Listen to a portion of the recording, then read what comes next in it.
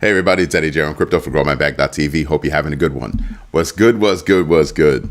So yeah, we still have that war thing in Iran. Market seems, both markets seem to have shrugged it off a bit, only because we don't know what's going to happen next. I'm very much expecting a leg down, right?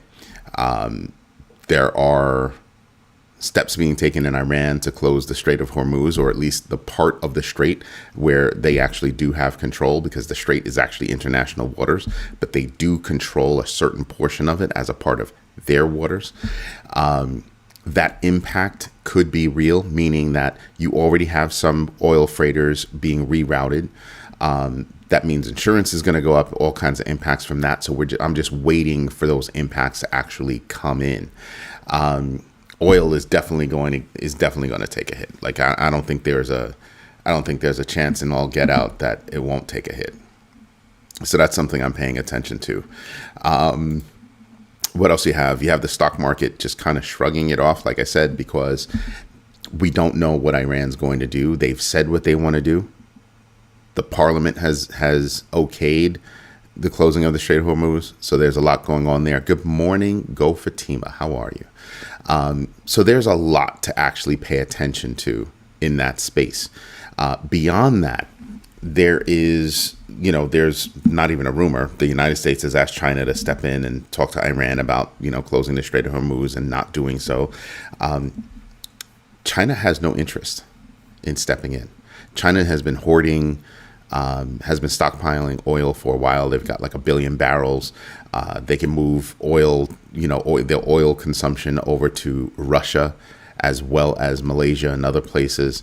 So they're not worried about, I think the idea that they're worried about oil because they get so much oil from Iran, they can easily shift. And they've already contemplated this. They already saw it coming. And the reason why is because, they saw Trump coming. So they had already been in preparation mode. So they have no reason to get involved in this whatsoever. As for Russia, it's kind of like, Russia, what would happen? They would get the business that Iran loses out on, right? The only country truly worried is probably Saudi Arabia. Why? Because, they've got issues, with Iran. But supposedly they want another deal, and it's like a Russian Saudi Arabia deal with the United States. And I'm like, yeah, that would be the same deal that they had before, and it sucked. So that wouldn't be good. So yeah, I'm just waiting for the impact to happen. And again, so you've got the war, right? This war. You have the rest of the wars going on, right? Israel, Gaza, Israel, Iran, not just US, Iran. You have Ukraine, right? And I'm sure I'm missing other wars, but those are top of mind. Then on top of the wars, you've also got that big BM of a bill that's got so many things hidden inside of it under the guise of having economic impact, right? The further gutting of, United States departments that actually people depend on. The ability for the Treasury Secretary to deem any not-for-profit as a terrorist organization. Huge ramifications there. You've got a long list of organizations that have joined forces to fight that. It's not just about taking away money. It's about giving more power to the executive branch. And that scares a lot of people. And scares the bejesus out of me, I'll tell you that. I do not need some Treasury Secretary being able to deem any organization as that. Good morning, Rick Ritchie. So yeah, there's a lot to go on within that big BM of a bill. And then we're still looking at no tariff deals. No tariff deals of impact, because supposedly there have been tariff deals. Any impact? No.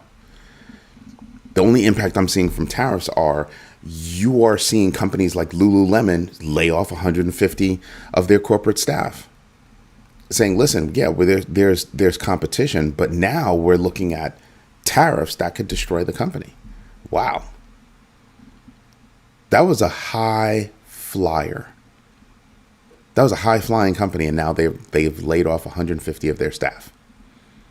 And like I said, one of the things they're saying is it's because of tariffs. So we've got big things on the dockets. Don't lose sight of what's actually out there that's still looming as a risk. Now, the reason why I bring this up is because you're supposed to understand your risk framework, develop your risk framework, understand it so that you can teach yourself how to react whether times are good or bad. That's the whole point of it. My first book goes into, risk frameworks. My second book goes into the GMB 3. Do your own research, know your entries and exits, and absolutely invest deliberately. In other news, we've got Spokane, Washington is banning crypto kiosks, otherwise known as ATMs, but the proper term should probably be kiosks. Why? Because they're saying that the bulk of those kiosks are involved, with scammers. They literally had to take a saw to one of those kiosks to get the money out because a family was scammed out of like $30 some odd thousand. Wow. So yeah, that's going to be a big deal. And let me tell you something. Around the world, those kiosks exist. Those kiosks are being used. And in some cases, they're being abused. There's a whole know your customer behind it, a whole anti-money laundering behind it. There's a whole lot of stuff that goes into managing one of those kiosks. And I keep telling people, be careful. Be careful. Now, that's not to say that there are not legit kiosks, right? That do their financial reporting the way they're supposed to, that do everything the way they were supposed to, and they're literally there for convenience. But there are many that are not. Must pay attention. What else do we have? Jeffrey Gundlach. This guy is known as the Bond King. And he's warning that $25 trillion shift from U.S. to European markets. He's reiterating this. He's seeing the shift. He's watching the tables be laid out in front of him. This guy's been in the space for a really long time. He's in the space for a really long time. Something I pay attention to. And we have massive impacts like Wyoming considering, Solana and Aptos. Was it Solana and Aptos? Yeah, Solana and Aptos for their state-backed stablecoin. Already have a name for it, WYST. And I sit back and I say this because, well, Aptos I can understand. I reported this before. They're getting closer to a decision. Aptos I can understand. Solana, really? And mind you, a state-backed stablecoin is called what? Notice what's missing from the sentence? CBDC. Yeah. That's what they're doing. That's what they're not calling it because it's not a national stable. It's not a national bank, right? It's just a state, but it's going to have the same kind of things going on with it. The ability to claw back, the ability to watch who and what's using it, what it's being used for. There's more detail that gets involved in that space. And I'm like, I'm good off that. And what are you going to do? Why do you have to develop another one? Why is money being spent on this? There are already stablecoins. There are already, pseudo-approved stablecoins, even based on the Genius Act, right? RLUSD, USDC. There are several stablecoins that fall into that perfect definition for the Genius Act, which is the preferred bill over the Stable Act that's coming out of the House. The Genius Act came out of Senate. But, the current regime prefers the Genius Act. Well, so why is money being spent on that? Oh, because Wyoming is that state. I was trying to be funny. Wyoming is one of the states where you can actually create things anonymously. And as far as they're concerned, their stablecoin could very much be different than any other state stablecoin, except maybe Nevada, Delaware, if they were to do it. So yeah, I'm looking at that particular thing going forward, which is why I'm kind of like, I can understand Aptos, but I don't like the idea of Solana. If I was consulting with them, I'd be like, oh, if those are my two choices, Aptos. Like, I don't even have to think about it. I don't even have to know what Aptos is, what you're capable of doing on the Aptos platform versus Solana. I just know that Solana's a no. Solana's a big fat no. So just saying. So I'm looking at that. Bitcoin surged, like it dropped, and then it surged back up a little bit, right? Rick Ritchie, I'll get to that in a sec. So it dropped to like 98,700 or something like that yesterday. And then it has since come back, right? I think Bitcoin right now is at 101,359. We'll see what happens. We'll see what happens throughout the day. We'll see what happens with Iran. We'll see what happens with oil. We'll see what happens with Russia. We'll see what happens with China. See where this is going? Mind you, if something bad happens war-wise, that would get exacerbated by the tariff stuff, exacerbated by the big BM of a bill. So we should be thinking about, well, you have all these macro events. What's the weight of each one of those macro events as a standalone event? Then what's the weight of each one of those events or in combination thereof? And what would be the possible impact there? This is how I look at it. And then I look at the next level down. What are the micro events that could affect this?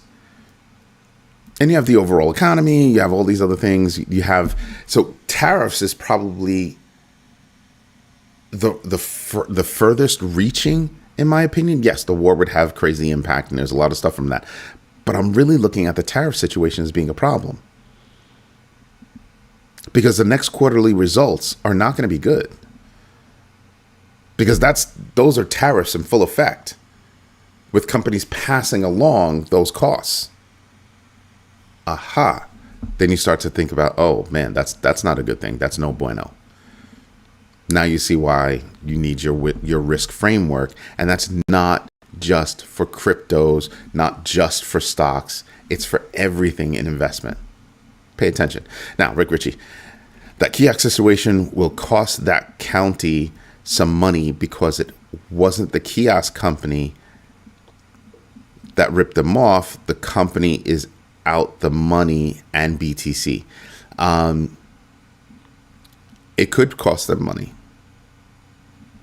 It could cost them money, right?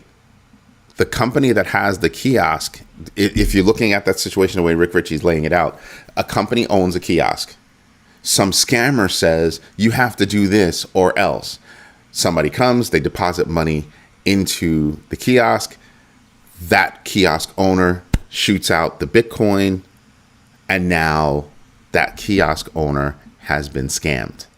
Well, the kiosk owner gets hurt, right?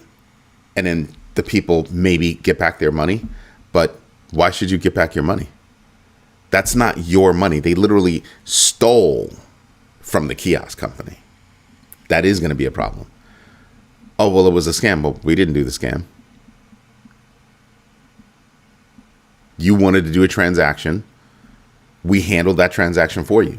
Who you send it to is not our business. So that's going to be a problem, both for the county and for the people, right? Because they get back their money. Oh, everybody's stressed. Everybody's crying. Everybody's worried, blah, blah, blah, blah, blah, blah. Somebody's going to have to come up with that money because that was a robbery. If you look at it just in chain of events, that was a robbery committed by, government officials. Rick Ritchie's not wrong. It's going to be a problem. But then you have to sit back and you have to say to yourself, well, where's the liability? They're going to want to wave their finger or wag their finger at the kiosk company. Kiosk company's like, it's not like we had these scammers in our database. You came here and put the money in and sent it to an address. We don't know what that address is. They're going to have a hard time not having to pay that kiosk company the money back after robbing them. It's going to be very interesting. It's going to be very this is one of the risks of having a kiosk. It's one of the issues of having a kiosk. Skip that. I'm not going to ever want a kiosk company. I mean, vending machine, sure, but a crypto kiosk, nah.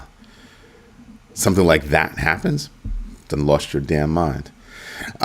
Texas establishes a permanent public Bitcoin reserve via Senate Bill 21, managed by the state comptroller with legal protections and a $500 billion market cap requirement for Bitcoin.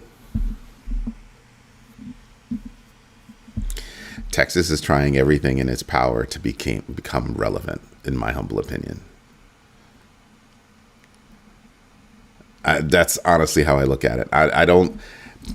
Some of these states that want to do certain things, I question their ability to actually understand what it is that they're doing when they can't do other simple things that are their regular jobs correctly. So I don't know about that. I think they should all have to take classes on crypto. They should have to read a few books. Get legit in your crypto knowledge. Because you're going to establish this Bitcoin reserve to do what? To what end? What's the purpose? Just saying. I'm not against having crypto reserves. I'm curious as to why. And good morning, Turtle Bitcoin. Sorry if I missed you. So yeah, that's what I look at. Where's the why? Tell me the why. What other good stuff do we have? We've got Indonesia and Thailand's digital wallet and prepaid card markets projecting to reach about 7.94 billion and 18.64 billion respectively by the end of 2025. Why is that significant? These are two countries that are not supposedly at the level of a UK, a Germany, a United States. They're the next tier, right? As they're looked at. And it's a burgeoning digital asset market. I'm telling you, if you look at countries outside the United States, outside of the developed nations, you're starting to see crypto boom. You're seeing crypto boom. Like, no joke. So I'm just sitting back and I'm just paying attention to certain things because I find it to be very interesting. Very, very interesting. Hey, Stitchy. You come get your good mornings. Yeah. He doesn't hop up on my leg much anymore, but he likes to come downstairs and say good morning. Good boy. What else do we have? We've got Cointelegraph. So we were live on Friday and witnessed CoinMarketCap's hack.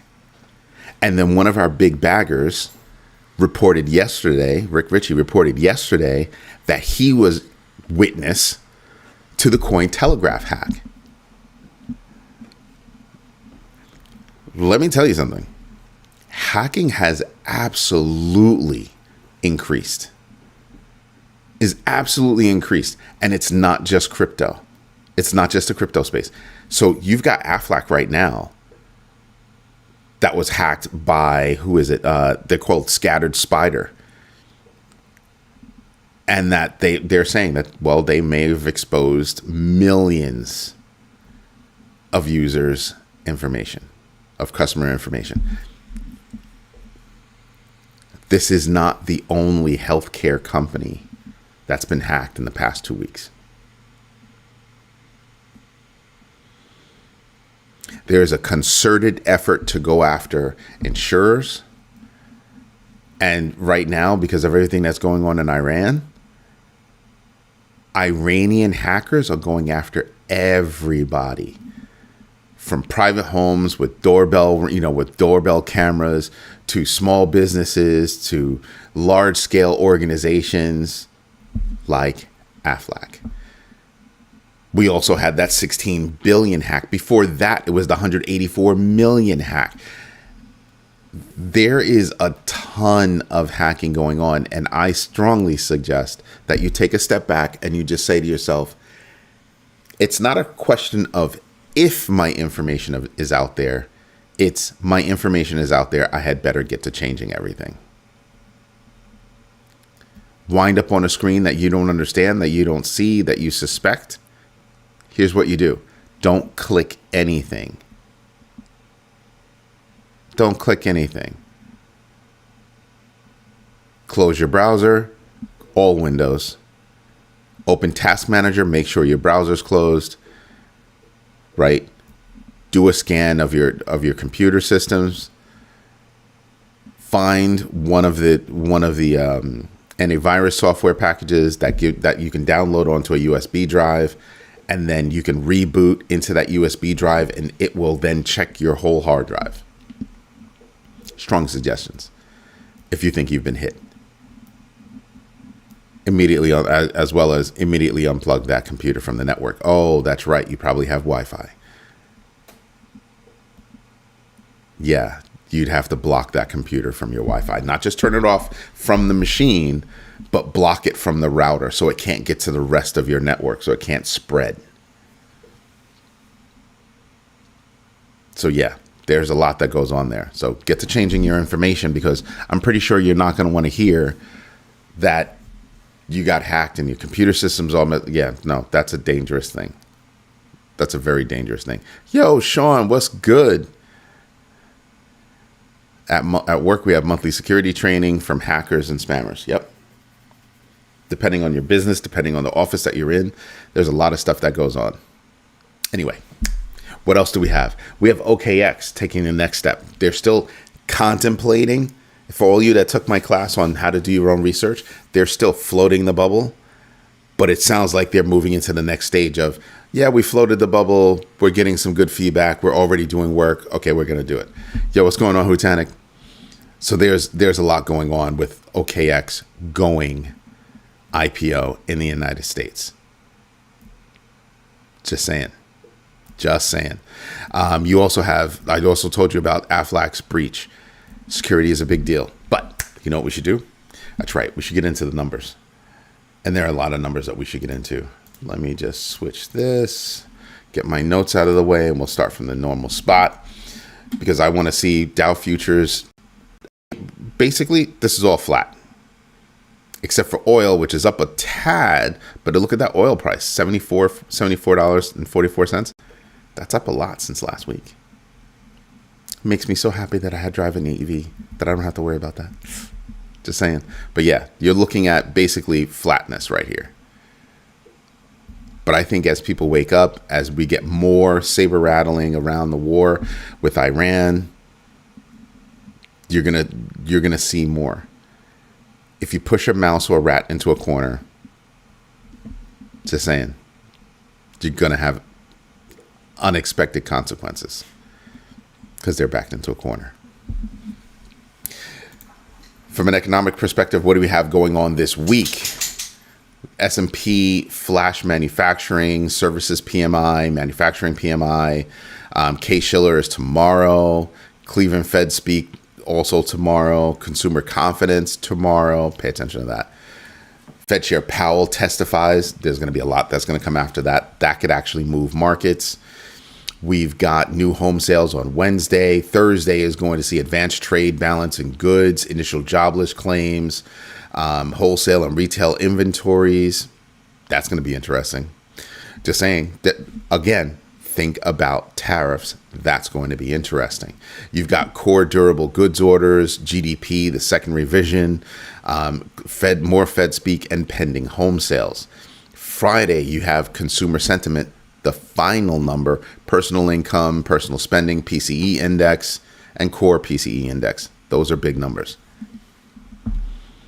Those are big numbers to contemplate. Fear and greed index, 47. We're at 42 yesterday. Yeah, so we'll go back up a little bit, but I'm not expecting anything good. I'm expecting serious sideways movement, and we're still due for a downward dip. So I'm in the boat that we're going to receive that downward dip, and we're going to feel it. We're going to feel it. June and July are not going to be pretty months. August might suffer as well, in my humble opinion. The fear and greed index is all the way down at $111.817 billion. That's a huge drop. You can see it right there. That's a huge drop. It's come back a little bit, but that's a big drop from where we've been, around 125. Just saying. Bitcoin is at 101,548. Okay. We took a big hit. We're well below where we want to be, which is at 102,771. We were tracking within that band, but as you can see, we temporarily dipped below $100,000. We landed in my pink band over here. I'm telling you, just wait. I fully expect us to be past this second line within the next couple of weeks. Those are my expectations. That's what I'm planning for.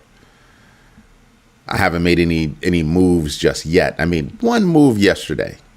I consolidated a couple of things yesterday and put things in position yesterday. So one little move was able to do that for me.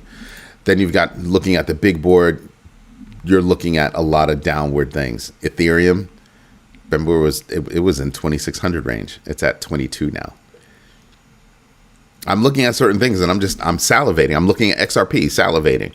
BNB, BCH, BTC, ETH, like I said. ETH, like I said. ADA is another one that I look at and I'm just kind of like, you can make money off of that. Even if it just gets back to 60 cents, you can make a quick 10% off of that. But am I expecting us to go down first? Yep. I'm expecting downward momentum first. Link is one. Look, Link is making me salivate. 11.81. I'm waiting. That's how I'm investing deliberately right now. That's how I'm absolutely investing deliberately right now. I'm waiting. I have all my funds ready to rock, but I'm waiting. I get up in the middle of the night, use the bathroom, come back. It's my practice to pick up my phone, look at the numbers, and then immediately fall back to sleep unless there's something actionable. When I rolled over and I saw 101, I was like, oh, interesting. I then looked at Asia. Oh, interesting. Not really down. Not really reacting to anything just yet. I think everybody's waiting to see what kind of response Iran is going to have. So we'll see what happens. Remember, not only can they close the Strait of Hormuz, but they can literally just go hit Iraqi oil like right now. Just saying. There's also that physical risk in the United States. No, they can't hit us with armaments in the United States, but they do have sleeper cells around the world. It is alleged that they have sleeper cells all around the world. Something else to think about. Yay. Looking at the numbers straight up, I'm like, Bitcoin is still up 8.72% year to date. Ethereum, this is the broadest distance I've seen between Bitcoin and Ethereum in a long time. You're over 40 points in separation right there. That's big. That's very big. So yeah, I'm paying attention to that. Are there opportunities? Yes. Am I dropping any new money into anything? No. I maneuvered money. That was it. Do your own research. Know your entries and exits. And absolutely invest deliberately. That's the GMB 3. Get the book. It goes deep into why. The first part of the book actually teaches you how to do your own research. I even provide you a list of possible resources that you can leverage so that you start to get a feel for what's out there. And there are a ton more. I couldn't possibly give you everything. No, I'm not, signing off on anything. I'm just saying these are resources and these are some paragraphs on what those resources do. So that's what I'm looking at. Anyway, everybody, this is Eddie J on crypto for growmybag.tv. I hope you like what I'm doing. If you do me a favor, smash the likes. Tell your friends about this channel. It's the only one that's actually going to talk to you about things that you can do both when the market is going up and when the market is going down. We're teaching each other how to manage our own bags. Thank you for your time. Thank you for your patience. And as always, thank you so much. Oh, wait. Yes, never stop the DCA, dollar cost averaging. That's when you're just putting money in automatically on a regularly scheduled basis. I'm talking about the extra money that we have. I'm talking about actually managing your portfolios.